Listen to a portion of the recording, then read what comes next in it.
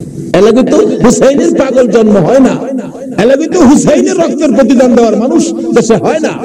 ওখানের মাদের মধ্যে এই আদর্শ নাই। ফাতেমা 2 রাকাত নামাজ পড়ে হাত বাড়াইছে, আমি তো বলেছি গোসলের করে জামা পাবে। তারা যদি গোসল করে আইসা জামা না পায়, তারা বলবে নবীর মেয়ে হইয়া আমার মা মিথ্যা কথা কয়, জান্নাতি মহিলাদের সর্দারিনী হইয়া আমাদের মা মিথ্যা কথা কয়। মাবুদ আমার ইজ্জত রাখো, ও মাবুদ আমার ইজ্জত রাখো। আমার 2টা কলিজার টুকরা সন্তানের জন্য 2টা জামার ব্যবস্থা তুমি আল্লাহ করো। এই ডাক দিছে মায়ের দোয়া তো কবুল। আল্লাহ বলেন জিবরাইল জান্নাত থেকে 2টা সুন্দর পাঞ্জাবি হাসাইন আর হুসাইনকে দিয়ে আসো। 2টা পাঞ্জাবি নিয়ে হাসাইন হুসাইনের বাড়ির সামনে হাজির। হাসাইন হুসাইন কোথায়? তোমাদের জামা তো তৈরি হয়েছে। কিতাবে আসছে জামাগুলির রং ছিল একটা সবুজ আর একটা লাল। 2 ভাই দৌড়ে আসছে, কোনটা নিবা? জিবরাইল মানুষের বেশ ধরে ডাকতেছে, কোনটা নিবা? হাসাইন বলেন আমারে সবুজটা দেন, সবুজটা দেন। হুসাইন বলেন আমারে লাল জামা দেন। 2 জনে জামা হাতে নেয় আর বাড়ির ভিতরে রুমের ভিতরে মা ফাতেমার কলিজা দরফর শুরু করছে। মনোদার শেষ করে বাহিরে আসেন, কেন আমার কলিজা দরপর করে? এমন সময় 2 সন্তান 2টা জামা লইয়া মায়ের সামনে হাজির। মা দেখো কত সুন্দর জামা দর্জি আমাদেরকে দিয়ে গেলেন।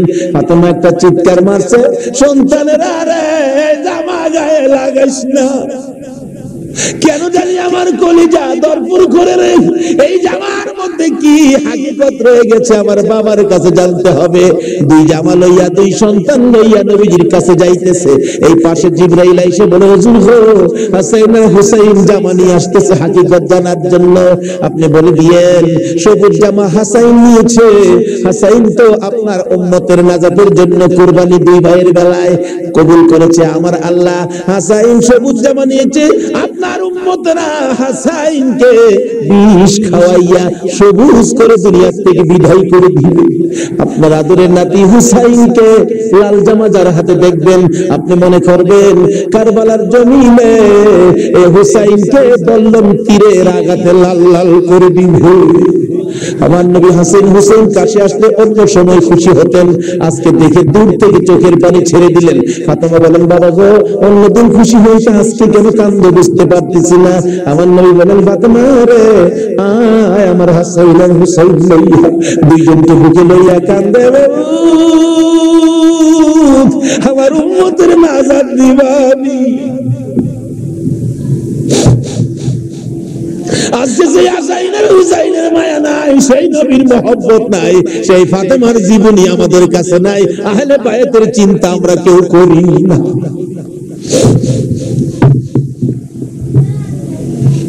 নবীজি কোল থেকে ছেড়ে দিলেন, হাসাইন আসো তোমার জামাটা খুব সুন্দর হয়েছে। হুসাইনকে তাই না বুকে ধরে বলেন হুসাইন রে তোর জামাটাও খুব সুন্দর হয়েছে। জিবরাইল হুজুর গো হাসাইনকে তো 20 পাস করাইয়া জোহর খাওয়াইয়া মারবে, হুসাইনের মৌতের কথা যদি বলি আমি জিবরাইলের সইতে পারি।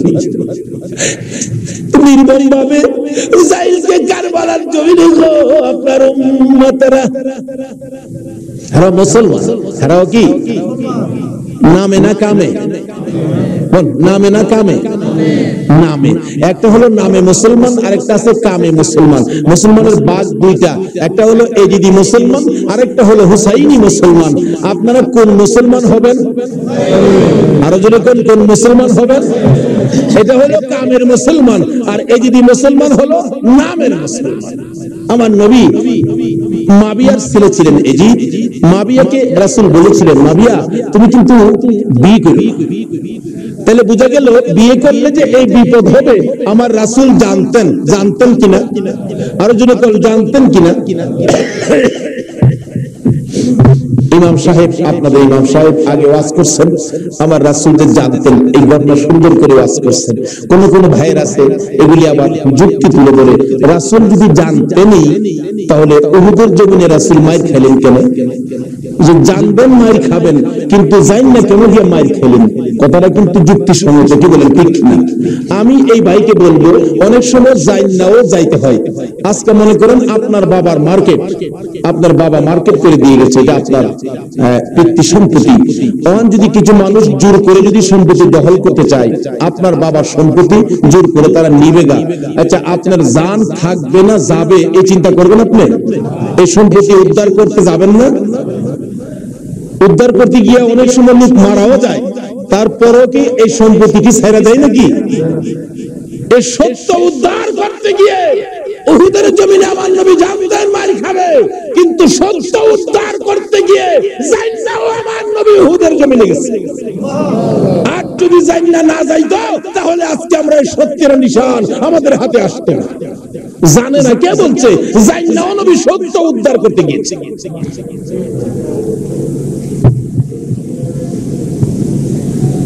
বলতেছিলাম দয়ার নবী মায়ার নবী বলতেছেন, জিবরাইল আমার উম্মতের নাজাতের জন্য কবুল হয়েছে, কবুল হয়েছে। হাসান আর হুসাইন দুই ভাই আঞ্জা ধরে দুই গেলে চুমায়া চুমায়া বিদায় নিয়েছে। হুসাইন কবুল করতেছে, হুসাইন হুসাইন দুই গেলে চুমা দেয়, তুমি আমার আমি তোমার।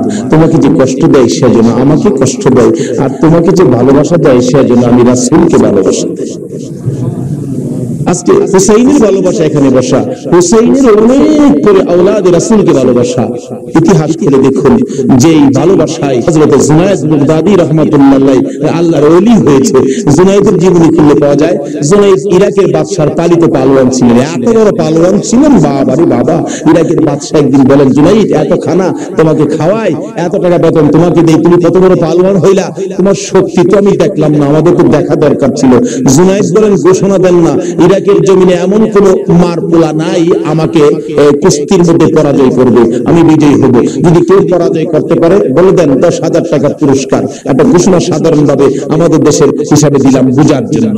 বাদশা পুস্টারিং করে দিলেন, আমার জুনায়েদকে কুস্তি লড়ে হারাইতে পারলে 10,000 টাকা পুরস্কার দেওয়া হবে। আর ওদিক দিয়ে পুস্টার দেখলেন নবীজির আওলাদ, নবীজির বংশের একটা লোক 3 দিন পর্যন্ত বাচ্চাদের মুখে খানা দিতে পারে না, গরিবী অবস্থা, হাঁটতেছে, রোজগারের তালাশে ঘুরতেছে, কোন রোজগারের দাও হলো না, বাচ্চারা না খাইয়া 3 দিন পার হয়ে গেল। ডাকতেছেন, পুস্টার দেখা যায় কুস্তিলেরা জিততে পারলে 10,000 পুরস্কার। আর সন্তানকে যখন খানা দিতে পারি না, আর জীবন রাখা লাভ কি? কুস্তিলেরা জুনায়েদের সাথে জীবনটা দিয়ে এই মুখ আর সন্তানদের দেখাবো না। যা বলতেছে এখানে অফিসে কে আছে? আমি তো জুনায়েদের সাথে কুস্তি লড়ি, হাতির সাথে মশা, কই জুনায়েদ কই? মানুষ কই মিয়া কুস্তি লড়তে আইছো না মরতে আইছো? জুনায়েদকে দেখছো? কোনা দেখি নাই, দেখাছো। বাবারে বাবা, কি বেটা, এই নাকি জুনায়েদ? আপনি জুনায়েদ? আমি তো আপনার সাথে কুস্তি লড়তে আইছি। জুনায়েদকে লড়তে আইছো না মরতে আইছো? আচ্ছা যাতে আমরা পরে দেখা যাইব। নাম লেখেন, নাম লিখছে। রবিবার দিন আপনাদের কর্ণফুলী মার্কেটের মাহফিল, আজকে এই দিনই ধরলাম রবিবার দিন মাঠের মধ্যে হাজার হাজার মানুষ জুনায়েদের মতো পালোয়ানকে কুস্তি লড়ে হারাবে, কুস্তি লড়বে। হ্যাঁ জানি কেমন পালোয়ান। মাঠের মধ্যে নামছে, 3 দিন পর্যন্ত খানা নাই, বাচ্চাদের চিন্তা, হাঁটতে পারে না, হাঁটতে পড়ে যা, মাঠে গিয়ে নামছে। জুনায়েদ নামছে হাতির মতো এক পুরুষ। লেফারি মাঝখানে দাঁড়ায়, কয়ে কি আইলু রে, কার সাথে কি? দর্শকেরা কয়ে আমরা কি দেখবো, সময়টাই নষ্ট করলাম, এর সাথে কি খেলবো? এবার দেখা গেল খেলা শুরু হওয়ার আগে লেফারি জিগায়, এদিকে আসেন, আপনি কি লড়তে আইছেন না মরতে আইছেন? আপনি মাতবুরি কম করেন, আপনি লেফারির দায়িত্ব পালন করেন। লড়লে আমি লড়বো, মরলে তো আমি লড়বো, আপনার বাবার কি? লেফারি কয় মাপ চাই বাবা, আপনার লড়েন, খুব ভালো করে লড়েন। লড়ার আগে ডাকছে, জুনায়েদ এদিকে আয়, দুটো কথা বলবো, বলো, আমাকে চিনো? জুনায়েদ বলেন, না তো, তোমাকে তো চিনি না। কয় আমি আওলাদ রাসূল। জুনায়েদ, যে নবী না হইলে রে জগতের কিছু হইতো না। আমি সেই নবীর বংশের লোক, আমি সেই আওলাদ রাসূল। জুনায়েদ রে 3টা দিন পার হয়ে যায়, সন্তানের মুখে খানা দিতে পারি না। অসহ্য হইয়া জীবন দিতে আসছি রে জুনাইদ, তুই পারবি নি আজকে আওলাদে রাসূলের মুখে হাসি ফুটাইতে, আজকের ময়দানে রাসূলের বংশের কাছে পরাজয় বরণ করতে? জুনাইদ বলেন, ওই লোকটাই আমার সাথে কথা বলে সামনে দাঁড়াইয়া, আমি শুনি পিছন দিয়ে আমার নবী মদিনার থেকে ডাকে, জুনাইদ রে, পারবি নি রে আমি আওলাদে রাসূলের মুখে হাসি ফুটাইতে? এবার জুনাইদ দুইটা চোখের পানি জর্জর করে ছেড়ে দিলেন। লেফারি সাহেব, বাঁশি বাজাও গো, জীবনের খেলা হবে। বাঁশি বাজাইলেন, খেলা শুরু হলো। আওলাদে রাসূল জুনাইদের গায়ে আঙ্গুলটা লাগাইলে জুনাইদ চিত হয়ে জমিনে পড়ে গেছে। লোকেরা বলেন, মানি না, আবার লাগাও। আবার লাগাইলে, আঙ্গুল লাগাইলে জমিনে পড়ে গেছে। লোকেরা বলেন, মানি না, আবার লাগাও, বুঝে আসে না। আমার নবী বলেন, জুনাইদ রে, এই খেলা কিন্তু ফাইনাল খেলা। আমার নবীর ডাকে জুনাইদ কানটা পেতে শুনে জবাব দেন, ইয়া রাসূলুল্লাহ, জীবন দিবই, আপনার ভালোবাসা ছাড়বো না। আরে নবীর প্রেমের পাগল যারা প্রেম খেলা খেলে, হায়রে নবীর প্রেমের পাগল যারা প্রেম খেলা খেলে, নবীর প্রেমে ওয়াজ করনি দন্ত দেয় ফেলে, নবীর প্রেমে ওয়াজ করনি দন্ত দেয় ফেলে, নবীর প্রেমের পাগল যারা প্রেম খেলা খেলে, হায়রে নবীর প্রেমের পাগল। হানজালা পাগল ছিল, নবীর প্রেমে জীবন দিল। হানজালা পাগল ছিল, নবীর প্রেমে জীবন দিল। গোসল করাইল তারে ফেরেশতার দলে, গোসল করাইল তারে ফেরেশতার দলে, নবীর প্রেমের পাগল যারা প্রেম খেলা খেলে, হায়রে নবীর পাগল ছিল আবু বকর, প্রেম দরিয়াই দিল সাঁতার। পাগল ছিল আবু, প্রেম দরিয়াই দিলেন সাঁতার। হাসর মিজান পারি দিবে সেই প্রেমের বলে, হাসর মিজান পারি দিবে সেই প্রেমের বলে, নবীর প্রেমের পাগল যারা প্রেম খেলা খেলে, হায়রে নবীর প্রেমের বলতেছিলাম আওলাদে রাসূলের প্রেম আর ভালোবাসায় জুনাইদ খেলার মাঠে জীবন দিয়ে দিলেন, হাইরা গেলেন। জীবনের সকল মান সম্মান বিলীন করে দিয়ে আওলাদে রাসূলের মান বাড়াইয়া দিলেন। লোকেরা বলেন, জুনাইদ গো, এ বাদশার দরবারে আর যাও না, মজার খানা আর পাইবা না, মোটা অঙ্কের বেতন তোমাকে আর দেওয়া হবে না, এ বাদশার কাছে আর যাইতে পারবা না। জুনাইদ মাথাটা নিচে দিয়ে দুইটা চোখের পানি ছেড়ে ছেড়ে ডাকে, রে মাঠের ময়দানের লোকেরা, আমি এই বাদশার দরবারে আর যাইতে চাই না, আমি দুজাহানের বাদশার দরবারে রওনা হয়েছি। জুনাইদ দুইটা চোখের পানি ছেড়ে ছেড়ে বাড়ির ভিতরে ঢুকলেন। লোকেরা জিজ্ঞাসা, জুনাইদ গো, এইভাবে কেন কান্দো বুঝতে পারতেছি না। মুগ্ধের সাথে জবাব দেয়, সঙ্গীরা রে, আমার রাসূল আমারে ডাক দিছে, আমি রাসূলের ডাকে কিছু কাজ করেছি, আমার মনে বড় আশায় আমার কাজে রাসূল খুশি হয়েছে। জুনাইদ বলেন, এশারের নামাজ পড়ে আমি যখন বিছানায় শুইলাম, একটু পরে দেখি রাসূল আমার ঘরে হাজির। আমার মাথায় হাত বুলাইয়া ডাকে, জুনাইদ রে, নিজের সব বিলীন করে দিলে, আমি নবীর ভালোবাসায়, আমার আওলাদের ভালোবাসায় এত সব শেষ করে দিলে রে জুনাইদ, আমি সইতে পারি না। আরে জুনাইদ, আজকের থেকে তুই খালি জুনাইদ না, তোর মাথায় পাগড়ি পরাইয়া দিলাম, আজ থেকে নবীর ভালোবাসার বিনিময়ে তুই আউলিয়াদের মাথার তাজ হয়ে গেছো।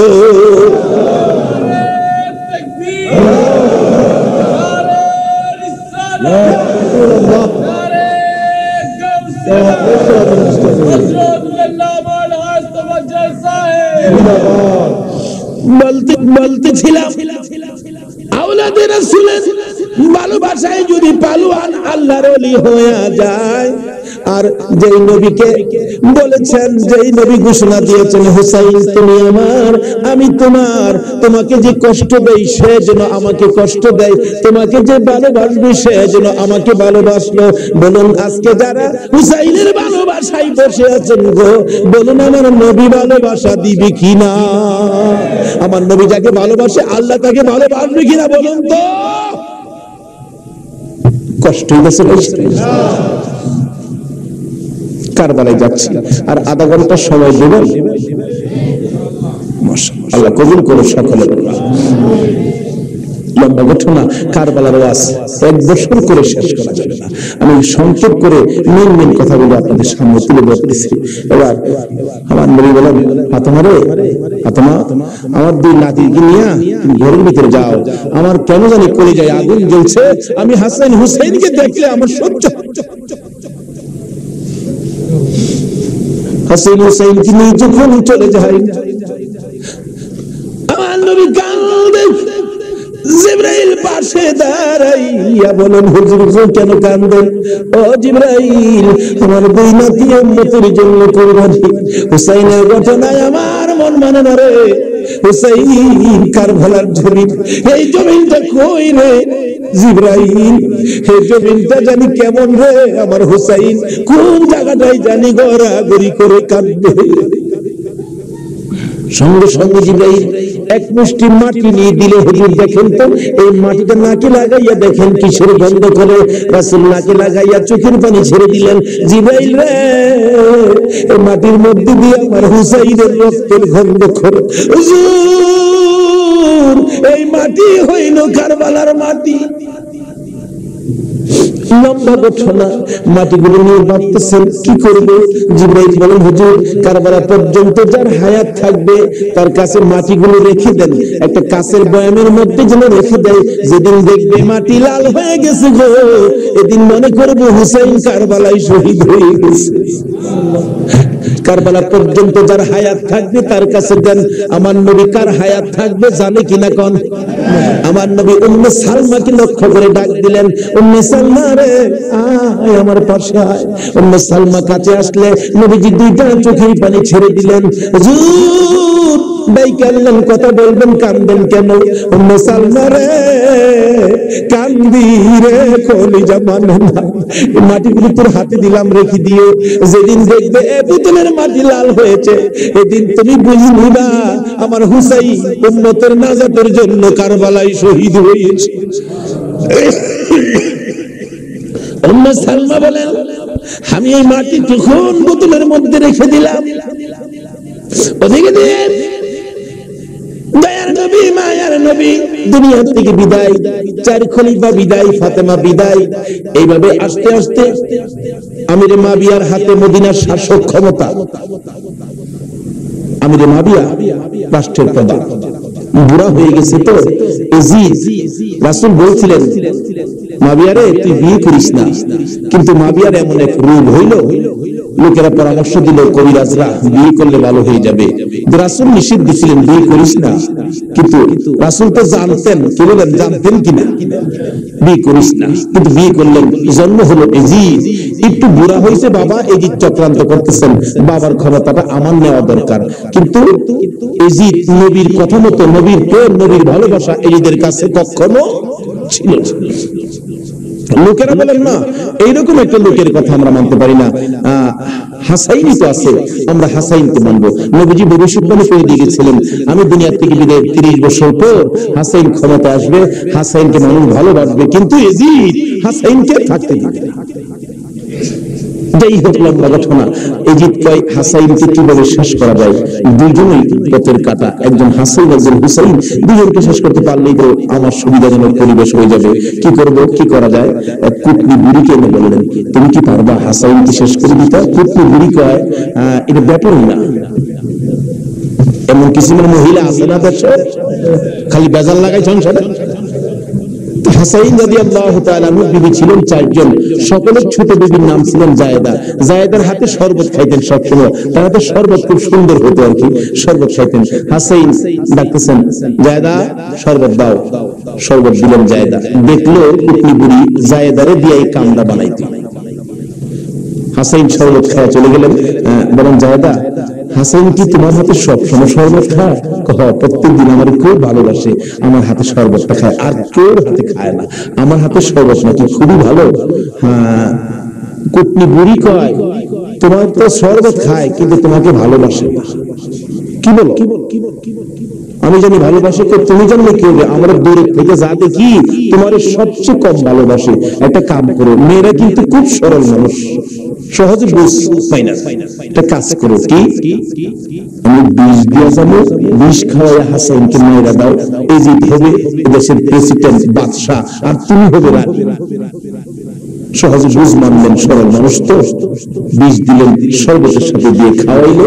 হাসাইন পিপাসিত ক্লান্ত, জায়দা শরবত দাও, শরবতের সাথে বিষ দিলেন, খাইলেন। খাওয়ার পরে বলতেছে জায়দা আজকে শরবতটা যেন কেমন কেমন লাগে, কি যেন গন্ধ করতেছে।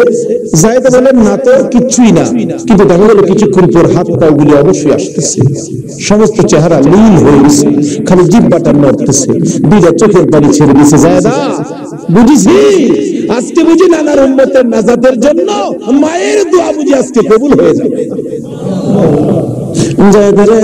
না না, তোর কিছু বলবো না, আমার ভাই হুসাইন হুসাইনকে দেখে দেখে আমার পাশে আনো। হুসাইন খবর পাইয়া দৌড়াই আইসা দেখে বড় ভাইয়ের সমস্ত চেহারা সবুজ হয়ে গেছে।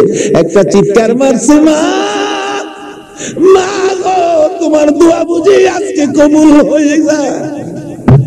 দৌড়ে যাইয়া হাসাইনের গলায় ধরছে, ভাই রে ভাই, কে তোমার এই অবস্থা করেছে? আমি হুসাইন তার প্রতিশোধ নিব। হাসাইন টাইনা টাইনা গলায় ধরে দুই গালে চুমাইতেছে, ছোট ভাই তো, ভাইরে প্রতিশোধ নিস না, নানার উম্মতের জন্য মায়ের দোয়া কবুল হয়ে গেছে। হাসাইন একটা কথা করে বলে যায়, কিছুদিন পর তোর উপর বিপদ আসবে রে, আমার মায়ের দোয়া তোর বেলায় তো কবুল হয়েছে। হাসাইন যেদিন বিপদে আসবে রে, কেউ তো তোর পাশে আসবে না রে হাসাইন। হুসাইন এদিন আমি তো ভাই কাছে থাকতাম, আমিও তো দুনিয়ায় থাকতেছি না।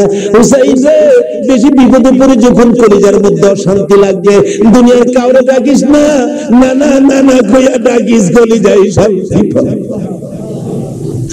হাসাইন দুনিয়া থেকে বিদায়, চক্রান্ত করে হুসাইনকে কিভাবে মারা যায়, হাসাইনকে মদিনায় ফালাইয়া, হুসাইনকে তো মদিনায় মারা যাবে না, চক্রান্ত করে ইবনে জিয়াদকে ডাক দিলেন, কুফা নগরীর গভর্নর, তুমি একটা কাজ করো, আমি ডাকলে তো আসবে না, কুফা নগরীর মানুষ দিয়া তুমি ডাইকা নিয়ে আসো হুসাইনকে কুফায়। কুফায় আনার পর হুসাইনকে আমরা শেষ করে দিব, আর আমাদের পথের কাটা থাকবে না। ইবনে জিয়াদ বলেন, কথা তো হয়, চিঠি পাঠাও। চিঠি পাঠাইতে পাঠাইতে 40,000 চিঠি মদিনায় পাঠাইছে। হুসাইন চিঠি দেখে মুরব্বীদের কি বলতেছেন, চিঠি আসছে কুফায় যাইতে, যাবো কিনা বলেন। মুরব্বীরা চিঠি দেখে বলেন, হুসাইন যে কুফার চিঠি রং ভালো দেখা যায়, কুফার তরবারির ব্যবহার ভালো হবে না। আমরা অন্তত পক্ষে তোমাকে যেতে দিব না, হাসাইনের ব্যথাই তো আমরা বলতে পারি না, তোমাকে যেতে দিব না। 40,000 চিঠি, বলুন কয় হাজার চিঠি? মুরব্বীরা বলে এত চিঠি আছে, দাঁড়াও দেখি একটু পরামর্শ করে। একটা মিটিং করলেন, হুসাইনের পক্ষ থেকে কুফায় তোমরা কে যাইবা? আমাদের নিজেদের লোক যায়, হুসাইন পক্ষ থেকে একটা লোক কুফায় যায়, নিজেদের লোকের কোনো খবর যদি পায় তাহলে আমরা হুসাইনকে যেতে দিব, তাদের কথায় হুসাইনকে দেব না, আমরা নিজেরা পরিবেশ বুঝবো। কে যাইবা? একজন লোক দাঁড়াইলেন, ইতিহাস বলেন, যার নাম হলো মুসলিম বিন আকিল। মুসলিম বিন আকিল দাঁড়ায় বললেন, আমি যাব হুসাইনের পক্ষ থেকে। তার দুইটা বাচ্চা ছিল, মোহাম্মদ ইব্রাহিম, সোনার পুতুলের মতো দুইটা বাচ্চা, ছোট ছোট। বলে, আব্বা আপনি যদি চলে যান তাহলে আমাদের মা নাই, আমরা কার কাছে থাকবো? তাদের মা মারা গেছে, কই থাকবো আমরা? তাইলে তোমরাও চলো। তিনজনের কাফেলা করে কুফা নগরীতে গিয়ে পৌঁছলেন হুসাইনের পক্ষ থেকে। হুসাইনের পক্ষের লোক পায়া কমপক্ষে 30,000 লোক হুসাইনের নামের উপর মুরিদ হইলেন, বাইয়াত গ্রহণ করলেন। বাইয়াত হওয়া, মুরিদ হওয়া সুন্নাত রাসূল। আবার কেউ তো আছে মুরিদ বাইয়াত লে টিটকারি মস্কারি করে।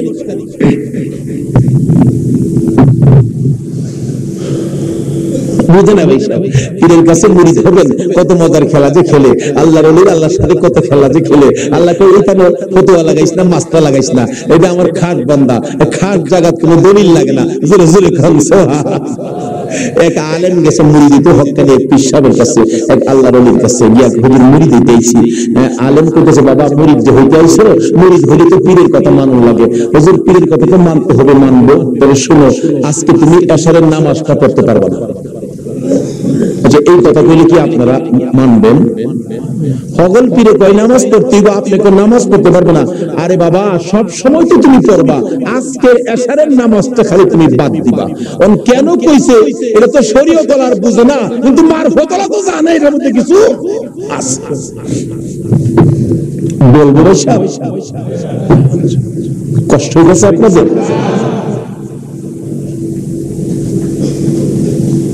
হুজুর কোন কি আজকে এশারের নামাজটা পীরের কথা মানবা না? কথা তো মানতে হবে। আচ্ছা ঠিক আছে, বাড়িতে যার কয় নামাজ যদি বাড়িতে পড়ে নাই, আপনি কি হুজুর দেখবে? আচ্ছা, যেগুলো পীর হয়েছে এগুলো কি খবর রাখে না? রাখে না? এই চিটাগাঙ্গের পীর আমরা গরিবের খবর রাখতে পারে না? বুঝে আসে না? তো সহজে বুঝতে গেলে একটা ঘটনা বলতে হয়, বলবো? আমরা কচ্ছপ চিনেন? আপনারা কি করেন? এটা আরো কোন নাম আছে? কচ্ছপ কয়, কাসিম কয়, আমাদের এলাকায় কাঠটাও কয়। কাঠটা, কসম, কাটিম যা আছে সব ঘুরে গেলে জিনিস একটাই। কি কয়?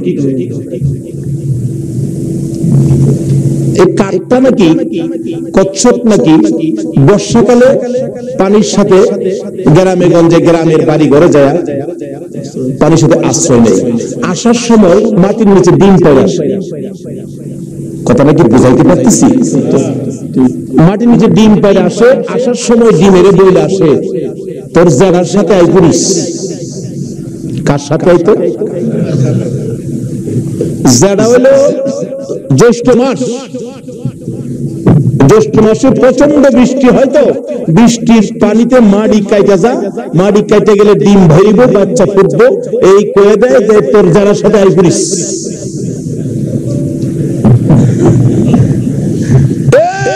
3.5 মাইল দূরে ডিম পাইরা বইলে আইছে, তার সাথে আই করিস। ডিম তো ফুটতেই, ফুটতে তো 3.5 মাইল দূরত্বে আপনাদের কর্ণফুলী নদীর থেকে গিয়া ওই মাঝে মাঝে 3.5 মাইল ভিতরে ডিমের দিকে শীষ ধরে। 3.5 মাইল দূরের থেকে একটা কচ্ছপ যদি ডিমের উপরে তা দিয়া ডিমের বাচ্চা ফোড়াইতে পারে, আল্লাহর বন্ধুরা 3,500 মাইল দূরে থাকলেও একটা মুরিদের দিকে এই নজর দিতে পারবে কিনা কোন? 3.5 মাইল দূরে ডিমের দিকে তা দেয় শীঘ্রে। এই তাই ডিম ফুইটা জ্যৈষ্ঠ মাসে জাড়ার লগে পানির সাথে বাইসাই। এই ক্ষমতা আল্লাহর ওলিদের আছে কিনা বলুন তো? এটা কে দিছে? আর যেরকম সে আল্লাহর ওলি বলছেন, বাবা আজকে এশার নামাজটা পড়িস না, যা যা যা যা। যার কয় হুজুর প্রথম না তো কইলেন আপনার সাথে, বাড়ি গিয়ে পয়রা নিলে কি আর আপনি দেখবেন? আল্লাহর ওলি দেখবে কিনা? বাড়ি গিয়ে কয় হুজুর কইছেন নামাজটা ছেড়ে দিতাম, ওদের কথা তো মানতে হবে। একবার সব না ছাইরা খালি ফরজটা পড়ে দেয়। একবার কেমনে বাদ দেয়, সারা জীবন নামাজ পড়লাম, আজকে নামাজটা কেমনে বাদ দেয়? শুধু ফরজটা পড়ে ঘুমাই দিচ্ছে। রাত্রে নবী আয়েশা ডাকতেছে, কিরে আজকে আমার সুন্নাত ছেড়ে দিলি? পুরো কথা হইলে কি করলাম? অথচ কোন খেলা খেলাইছে এটা গেলাম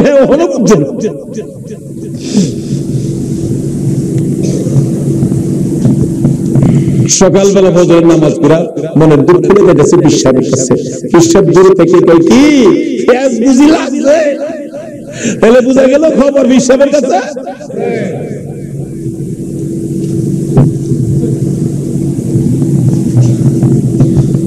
হুজুর আর কথা কইল নাম না করছেন নামাজ পড়তাম, কত তুই বেটা নামাজ পড়ছস কে? আর কি কই কি আমি নামাজ পড়ছি না করছি আমি জানি কেন রে বেটা, খালি সুন্নতটা বাদ দিছস, তোর খেয়াল নাই ফরজটাতে পড়ছস, আমি জানি না মনে করছস। হুজুর ফেরে নিছে, হুজুর কি ফসে জানেন কি, আমি খালি আপনি তো কইছেন নামাজ পড়িস না, তো একবারে কেমনে বাদ দিই, আমি ফরজটা পড়ে ঘুমাই গেছি, সুন্নতটা পড়ি নাই।